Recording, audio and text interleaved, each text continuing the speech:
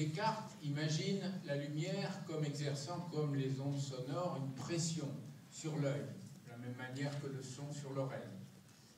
Mais Grimaldi observe avec la finesse de son regard l'ombre d'un cheveu porté par une lumière sur un écran. Et il voit que cette ombre n'est pas nette et qu'elle est entourée d'étranges franges noires et blanches. Nous appellerons ça plus tard la diffraction. Il la découvre et la décrit. Pierre de Fermat, essayant de comprendre la réfraction de la lumière lorsqu'un rayon lumineux pénètre d'un corps, l'air, dans un autre, l'eau par exemple, ce qui brise l'image d'un bâton par exemple, pose un principe qu'il appellera d'économie naturelle. La lumière prend le chemin le plus court. On dira plus tard le chemin le plus court en temps, pour aller d'un point à un autre. Et si sa vitesse change, en passant d'un milieu à un autre, alors le chemin se déforme, c'est la réfraction.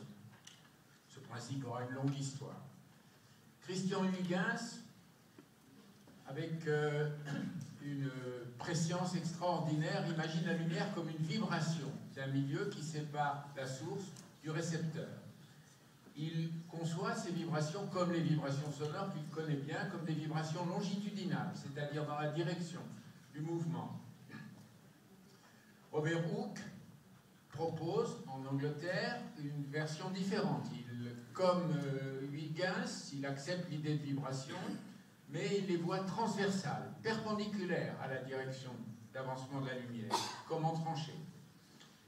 Römer, à l'Observatoire de Paris, va montrer le premier que la lumière a une vitesse finie, que la propagation de l'effet de la lumière n'est pas instantanée. Malebranche, le premier, comprend que les couleurs, s'appuyant en particulier sur la célèbre expérience de Newton et du prisme, sont liées à la fréquence de la lumière. Et finalement, Newton, tout au long de sa longue carrière, développera une théorie de la lumière, un flux de corpuscules, et nous allons retrouver Newton dans un moment.